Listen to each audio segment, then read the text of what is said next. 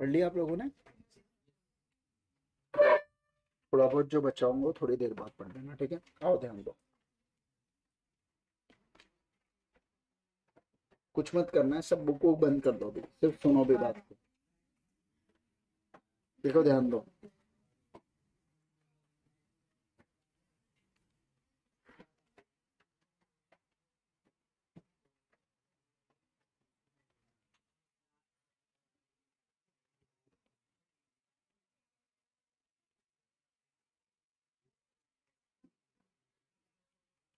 आखिरी 30 दिन आपके एग्जाम के बचे हुए हैं अभी, ठीक है? सभी लोग ध्यान देना, 30 डेज है आपके पास एग्जाम में फोड़ने के लिए, एग्जाम में क्रैक होने के लिए या खुद क्रैक कर जाने के लिए, जो भी है ना?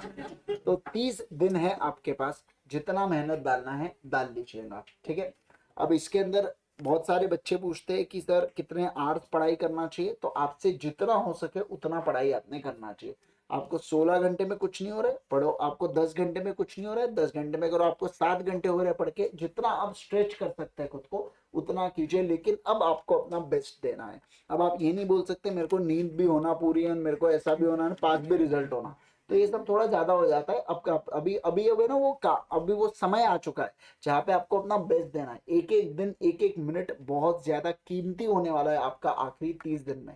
समझिए अब बात को, अगर आप 30 दिन में अपना अच्छा 100% एफर्ट्स देते हैं ना बेटा, तो ऐसे इसमें क्या हो जाता है, आपका पास होना गारंटी है, तय है आपका पास होना। आप सोच के देखो, 30 दिन के बाद आपके पेपर अच्छे गए और रिजल्ट पास आ गया, अपना इतने दिनों से मेहनत करना सक्सेसफुल हो जाता है, ठीक है? अदरवाइज उल्टा भी सोच के देखो कि अभी आप 30 दिन मान लो मेहनत वेहनत नहीं किए, फिर उसके बाद रिजल्ट अगर नेगेटिव आता है अपना, तो फिर से पूरा वही बुक से पढ़ो, फिर से वो सब सारी चीजें करो, फिर से वो लूप चालू करना, आप खुद सोच के देखिए बहुत दुखदाई है वो। उससे बेहतर है कि अच्छे से मेहनत कर लो। और मैं आपको बता रहा हूँ, जो आखिरी अटेम्प्ट होता है ना ये ओल्ड सिलेबस वगैरह का, इंस्टीट्यूट वहां पे नहीं चाहती है कि हमारे बच्चे दुख दर्द में ज्यादा जाए, वो दे मतलब मेरे समय भी याद है मेरे को, फाइनल में तो पहला बहुत जोरदार रिजल्ट लगाया था, मतलब फाइनल में कैन यू एक्सपेक्ट 25% वगैरह रिजल्ट आ रहा है, 25-30% ऐसा रिजल्ट दिया था, 2018 वगैरह की बात है, जब लास्ट अटेम्प्ट आ रहा था ना तब की बात है वो, है ना? तो ऐसे इसमें अच्छे से मेहनत कीजिए, अपना 100% दीजिए। मेरा ये क्या कहना है, देखो आप अपना 100% दे सकते, उससे ऊपर तो कुछ हो नहीं सकता ना। अब पास हो या फेल हो आपके हाथ में नहीं है, ना ही आपको उसके बारे में सोचना है, आप बस इतना सोचो कि आप अपना 100% कैसे दे सकते हैं, बाकी आपको कोई लेना देना नहीं है ना। कोई पार्टी है, कोई फंक्शन है, कोई बुला रहा है, किसी का बर्थडे कुछ है, आपको कोई लेना देना नहीं है ना। आपको फेस्टिवल से अभी लेना देना, फेस्टिवल तो आगे देखो यार क्या है, अभी एक तो आप अभी फेस्टिवल मना लो या अपने बाद के फेस्टिवल खराब करो, आप ही के ऊपर है। समझ रहे हैं आप बात को? इट्स बेटर कि ये फेस्टिवल को सैक्रिफाइस कर दो अभी जो आ रहे 1-1.5 महीने में, उसके अलावा फिर बाद में तो एंजॉय एंजॉय करना है ना, फिर क्या करना है, अभी कितनी भी अच्छी मूवी आ जाए, जवान फुकरे, कुछ अपने को कुछ नहीं करना है। समझ रहे हैं आप बात को? नहीं तो अपने लिए मुश्किल हो जाएगा ना बेटा, वो 3 घंटे जाते हो 6 घंटे अपन उसी के बारे में सोचते हैं, क्या डायलॉग दिया बोले शाहरुख खान ने, है ना?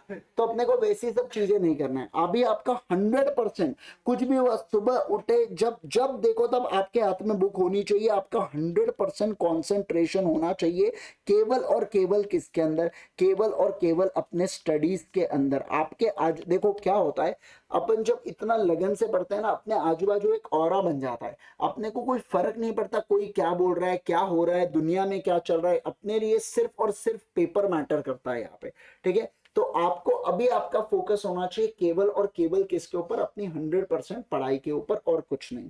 एक बात मैं बता दूं, आप दुनिया प्रकार के 1000 टेलीग्राम ग्रुप में होते हो और उसमें 2000 पीडीएफ शेयर होती है, आपने एक भी पीडीएफ को देखना नहीं है, अनलेस एंड अदरवाइज आप जिससे पढ़ रहे हो केवल और केवल उससे पढ़ना। समझ गए आप बात को?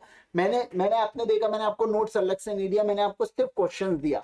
नोट्स जो पढ़ाना था आप खुद के बुक से पढ़ो, जिस बुक से अभी तक पढ़ रहे थे आपको आदत लग चुकी है उस बुक की। अब मैं उसमें अचानक से आके ज्ञान दूंगा, 2-4 कलर झोंक दूंगा, आप बोलोगे क्या मस्त दिख रहा है, मस्त तो दिख रहा है लेकिन आपके दिमाग के लिए वो हानिकारक है ना। उसको आदत है कोई दूसरे इसकी, अब अचानक से उसको अलग फॉन्ट नजर आ रहा है, अलग कलर नजर आ रहा है, तो वो खुद को वो नहीं कर पाता है। समझ रहे हैं? आप बोले प्रोविजन थोड़ी चेंज हो रहा है, प्रोविजन नहीं हो रहा है, लेकिन सबकॉन्शियसली हमारा माइंड रजिस्टर कर लेता है चीजों को। अपने को आपने देखा होगा कई बार, यार मैंने वहां पे हाईलाइट किया था, मैंने कुछ चार्ट बनाया था, आपको ऐसा याद आती है वो चीजें। वो इसलिए याद आती है क्योंकि आप बार बार उसी में से पढ़ते हो। तो जिस भी मटेरियल को आप फॉलो कर रहे हो उसी मटेरियल को शिद्दत से फॉलो कीजिए।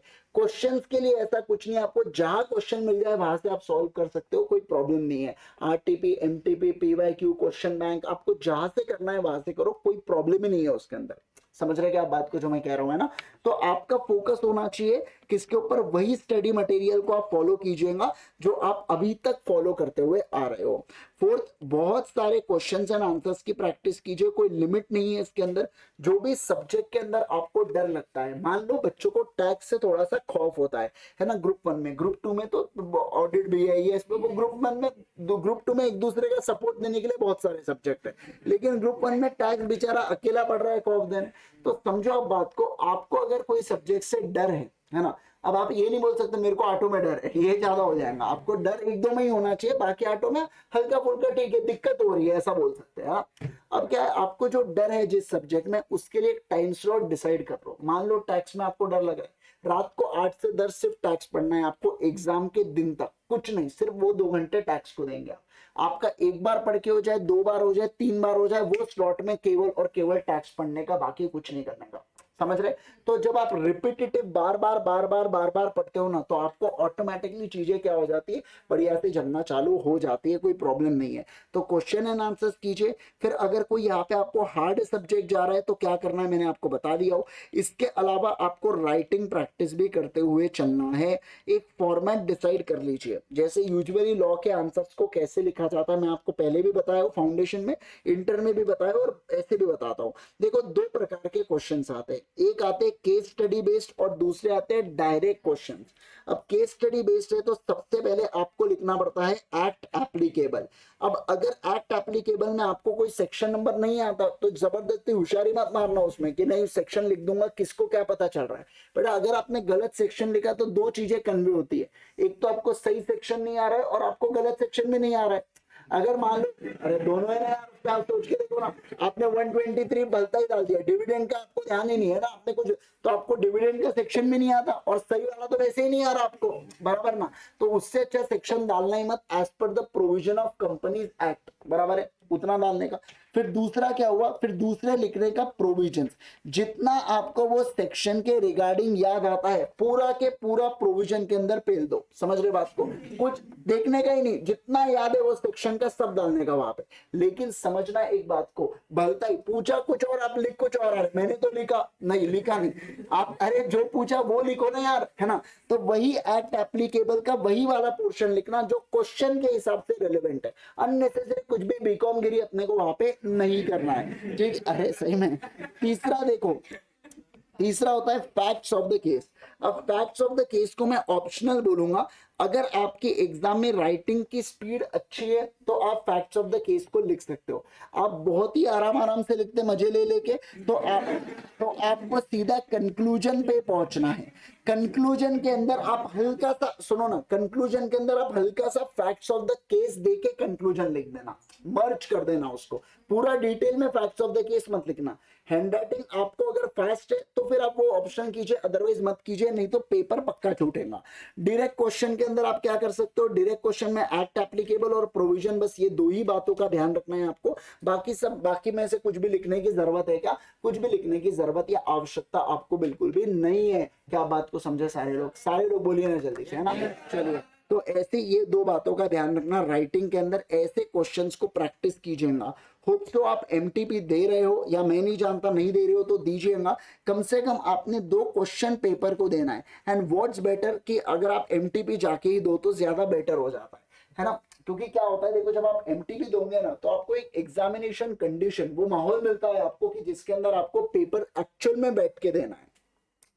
तो ये एक प्रकार से बहुत अच्छी बात है कि इंस्टीट्यूट अपने लिए एमटीपी ले रहा है, वो माहौल देखने मिल रहा है। जैसे देखो यार, एक होता है ना, आप टीचर को स्क्रीन पे देखते हैं और फिर उसके बाद आमने सामने देखते हैं, वो एक अलग माहौल होता है। उसी प्रकार से वैसा भी अलग। देखो क्या है, अगर आपने एमटीपी नहीं दिया ना तो आपका मेन पेपर एमटीपी बन जाएगा आपके लिए, वो आपके लिए मॉक टेस्ट बन के रह जाएगा। समझ रहे हैं आप बात को? तो जो सीख आपको पहले आनी चाहिए वो आपको अटेम्प्ट दे के आएंगी, फिर क्या फायदा रहेगा, है ना? तो मेरे को क्या कहना है कि आप उससे बेहतर एक तो घर पे दो एमटीपीज दो बैठ के, या एक जाके दो एक घर पे दो। समझ रहे बात को? एक जाके दो एक घर पे दो, अगर फैसिलिटी है अपने शहर में तो। हाँ, अपन गांव वगैरह मेरे नहीं है फैसिलिटी तो ऑप्शन ही नहीं है। जब ऑप्शन है तो फिर क्यों टेंशन लेना है, फिर तो जाके एमटीपी दो ना यार, ऐसा मेरा कहना है। ठीक है, तो 2 क्वेश्चन पेपर को दीजिएगा। अब आप टेस्ट सीरीज, अगर आप और आपके पिताजी के पास बहुत सारा पैसा है तो आप पेड वाली लगाओ टेस्ट सीरीज, कोई प्रॉब्लम नहीं है उसके अंदर। नहीं तो एमटीसीपी से भी काम बन जाता है, क्योंकि आपका यहाँ पे काम क्या है, सिर्फ और सिर्फ मेरा वो 2 घंटे में कैसे माइंडसेट है उसको जानना आपका काम है, मेन पर्पस ऑफ टेस्टिंग। समझ रहे आप बात को? बाकी आप कितने भी पेपर लिख दो फर्क पड़ता है उससे, पर कितने भी लिख दो अल्टीमेटली चेक होके आ भी गए। अब गलतियां वही रिपीट करोगे तो फायदा क्या है? सीखने वाला 2 पेपर में भी सीखता है, सीखने वाला 10 पेपर में भी नहीं सीखता।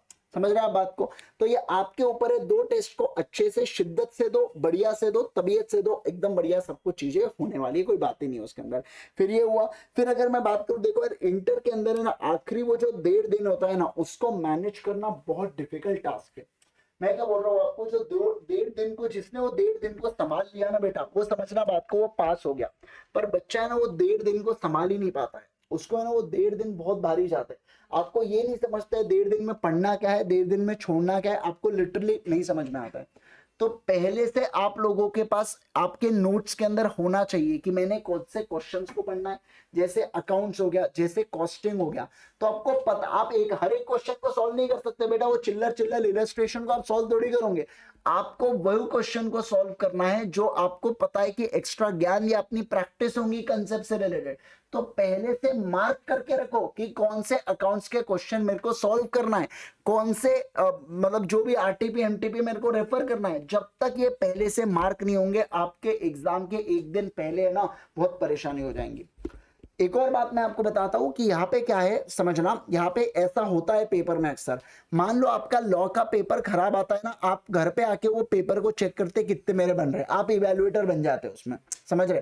आप बोल रहे यार इसमें 2 मार्क तो मैं डिजर्व करता हूँ, उसमें 3 मार्क। आपको पता ही नहीं है सही क्या है गलत क्या है। यू हो सकता है आपने जिसको 2 दिया उसमें 0 मिले, जिसमें आप 1 पकड़ रहे थे उसमें 4 मिल जाए, कुछ भी हो सकता है। 4 तो नहीं मिलेंगे, पर 3 मतलब अपन पेपर देते ना तो नहीं मिलेंगे, बट फिर भी तो ऐसे इसमें हो सकता है ना कि यू में डिफर, आपको पता नहीं सही आंसर क्या है, तो आपको अननेसेसरी उसके अंदर जाना नहीं है। आप समझिए बात को, क्या बोल रहा हूं मैं, आपको अननेसेसरी उसके अंदर जाना है क्या? नहीं सर, उसके अंदर अपने को नहीं जाना है, इस बात का ध्यान रखना। अपना काम है केवल और केवल पेपर दे के आ गए तो बस उसके आगे अपने को और कुछ करना है क्या? कुछ भी करने की आवश्यकता नहीं है, इस बात का ध्यान रखना।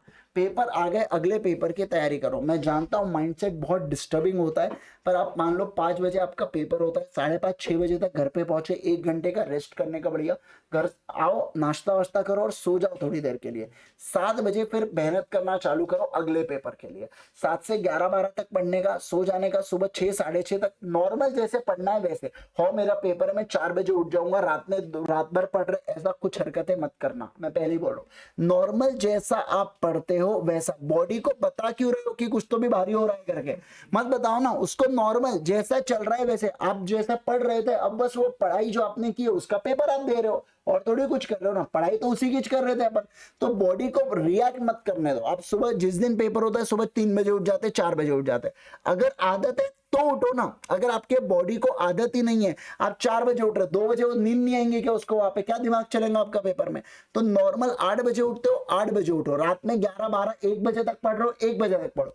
अननेसेसरी किसी और ने ज्ञान बांटा एआईआर ने कि सुबह 4 बजे उठने से एआईआर आता है, तो इसका मतलब ये नहीं कि 4 बजे उठने से ही आता है एआईआर, एआईआर पढ़ने से आता है। समझ रहे हैं आप बात को? तो माइंड को जितना काम रखोगे और जितना पढ़ाई अच्छे से करोगे उतना ज्यादा बेहतर है। और ज्यादा लोड तो वैसे भी नहीं लेने का, समझो। अगर आप अननेसेसरी बहुत प्रेशर लोगे ना तो अपनी पढ़ाई खराब होती है। आपने देखना कभी जब आप बहुत ज्यादा सोचते हो किसी बारे में तो आपका मन नहीं लगता पढ़ाई में, है ना? अगर बैक ऑफ द माइंड बहुत थिंकिंग करते रहोगे, और जितना कूल एंड काम रहोगे, जितना अपन टेंशन नहीं लेंगे चीजों का, उतने अच्छे से अपनी पढ़ाई होती है। तो जितना रिलैक्स हो सके उतना रिलैक्स रखो, बॉडी को जितनी नींद की आवश्यकता है उतनी नींद लो, और खाना थोड़ा कम खाओ। आप ऐसे खाते जैसा कल है ही नहीं अपना, मतलब 4-5 रोटी भी आंदे, चावल भी आंदे, उसका मिठाई भी आंदे, तो ऐसा नहीं ना, समझो आप बात को। आपको अगर खाना है उतना ही खाओ ना जितने बॉडी को रिक्वायरमेंट है, समझ रहे हो आप बात को। फिर बोल रहे अरे मम्मी मैं मोटा ही क्यों रहा क्या मोटा नहीं होगा, इतना आके बैठ के अगर पढ़ाई कर रहे हो तो फिर तो होना ही चाहिए यार। आप समझो बात, बहुत नेचुरल है वो चीज है, समझिए बात को। पढ़ाई के अंदर फिर किसी को पिंपल्स आते, कुछ बहुत नेचुरल है वो चीज है, मैं आपको जेन्युइन नहीं बोल रहा हूँ, ये सब होने वाला है। एक बार एग्जाम हो जाए उसका जो बॉडी केयर करना है कर डालना, लेकिन एग्जाम तक कुछ नहीं, सिर्फ पढ़ाई, समझ रहे हैं आप बात को। लेकिन इसका ये भी मतलब नहीं कि लड़के दाढ़ी वाड़ी बढ़ा लिए बस बोले कुछ नहीं बचा है जीवन में, वैसा नहीं। उतना बॉडी हाइजीन आपको रखना है। देखो क्या है, अपन अगर अपने आजू बाजू अपन अच्छे रहते हैं, आजू बाजू एनवायरमेंट अच्छा रहता है ना, तो अपना पढ़ाई में भी मन लगता है। देखो अगर मान लीजिए मैं जिस टेबल पे पढ़ रहा हूँ वहां पे ये तक भी जमा कर रख लिया मैंने किताबों की, कितना टेंशन आएगा मेरे को उसको देख के। उससे अच्छा जितना आप पढ़ना चाहते हो उतना ही यहाँ पे किताब रखो ना, बाकी किताब बाजू में रखो जहाँ पे आपको विजिबल नहीं हो रही है, वो जब जरूरत होगी वो किताब को उठा के रख लीजिएगा पढ़ने के लिए, बराबर है ना यार। तो ऐसे इसमें आपको क्या करना है, वो बेसिक बेसिक चीजों का आपको ध्यान रखते हुए चलना है। एक बहुत छोटी सी चीज है, उसी पेन का इस्तेमाल करो जिससे आप फाइनल में पेपर देने वाले हो। अभी आप भलता लिखते हो, वहां पे आप ट्राइमैक्स लेके जा रहे हो और फाउंटेन पेन लेके जा रहे हो, कहाँ आपका हाथ चलने वाला है। आपको आदत है वो 3 रुपए के वाहियत पेन की जिससे आप प्रैक्टिस कर रहे हैं। कम से कम 5 रुपए, इतनी भी चिंदीगिरी मत करो। 5 रुपए वाला जिसपे वो रबर आता है ना, वो अब देखो अब मत करना चेंज। अब अगर आप 3 रुपए से लिख रहे हो तो लिख लो, लेकिन वो 5 वाला अगर आप रबर वाला पेन यूज करते हो उससे ग्रिप अच्छी बनती है, बस इसलिए बोल रहा हूँ मैं। ऐसा कुछ नहीं है चलने वलने में, ज्यादा क्या 3 रुपए वाला लीक हो जाता है कभी कभार, वो पेपर खराब होता है और कुछ नहीं, पेंटिंग ही लगती है ना, और थोड़ी कुछ होता है नहीं होता है, ऐसा मजाक कर रहा हूँ। तो यहाँ पे आपको ध्यान रखना है ये बेसिक चीजों का, कि जो पेन से आप अभी लिख रहे हो वो आपके पास हो। फिर एग्जाम में जब आप जाते हो ना तो यूज्ड पेन को लेके जाने का कभी भी। उसमें क्या, अगर आप न्यू पेन, आप नया नया पेन निकालते कोरा कोरा उसको चला रहे, वो स्पीड कैसे पकड़ेगा। अरे जिससे आपने प्रैक्टिस किया वो निप ऐसे घिस जाती है ना, तो उससे हैंड ऑटोमेटिक बढ़िया से मूव होता है। तो ये सब बेसिक बातें जो आपको ध्यान रखना है, और ये आपको ध्यान रखना ही है। इसके लिए कोई ऑप्शन नहीं है कि कैसे करेंगे हम, क्या करेंगे करके, कोई ऑप्शन नहीं है इसके अंदर, समझ रहे हो आप बात को। तो आपको अच्छे से करना है, बढ़िया से करना है, अपना 100% दीजिए आने वाले दिनों के अंदर। आने वाले 30 दिन के अंदर अपना 100% दीजिए। लाइक लिटरली आपको कुछ पता नहीं चलना चाहिए आजू बाजू में क्या हो रहा है क्या नहीं हो रहा है करके।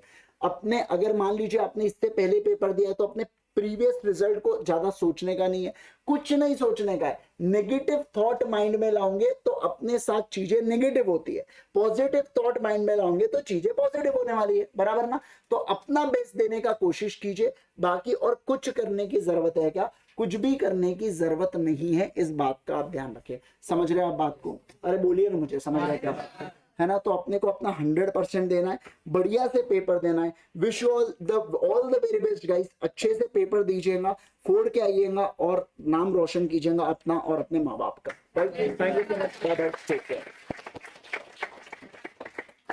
चलो होप सो आपको मैराथन मजा